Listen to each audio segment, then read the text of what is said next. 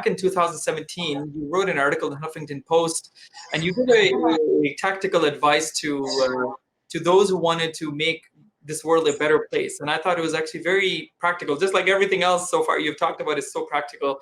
You want to share something about that? I mean, for especially those up and coming, aspiring enterprise leaders or people who just want to do something good for the world.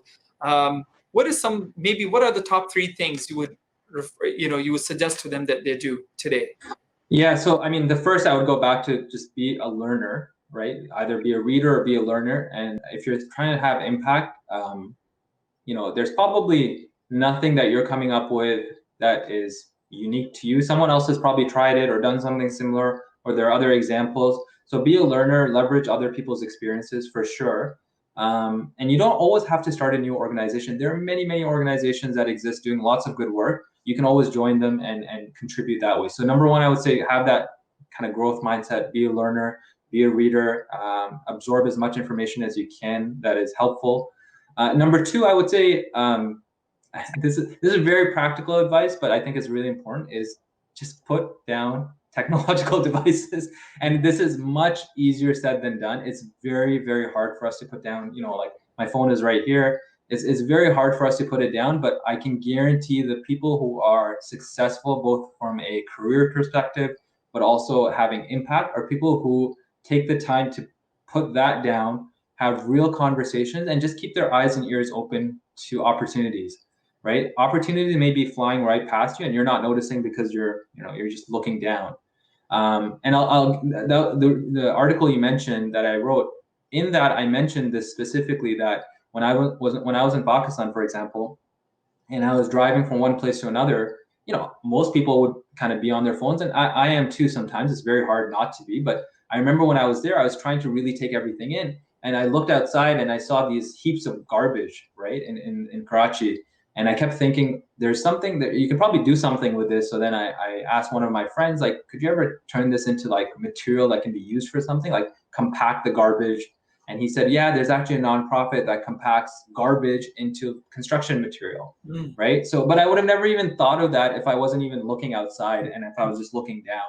So I think it sounds simple. It's very hard to do. I get it.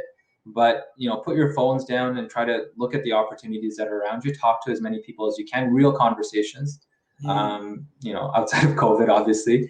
And then number three, my advice would be, look, I think you need to think about the timing of these things, and you have to be pragmatic. Impact is something that hopefully is a long-term, something that you're trying to do long-term. If you get the timing wrong in terms of it's not the right time in your personal life, or it's requiring too much time initially, it's not going to work. You're not going to have long-term impact. You'll burn out in a month or two or a year, and then no one's better off because you burned out. So I think timing is really important. You have to be honest with yourself. So I think I mentioned this earlier, but there are times in your life when you have the ability to give back, and you should. And there are other times when there are other priorities, and you should not feel bad at all that you're not doing something at that point, because you're doing something else that's probably more important in your immediate life, whether it's a family member that depends on you, whether you're raising a family. At the end of the day, you need to think about what you'll be held to account for, and be honest about that. So I think a lot of people get it wrong on the timing.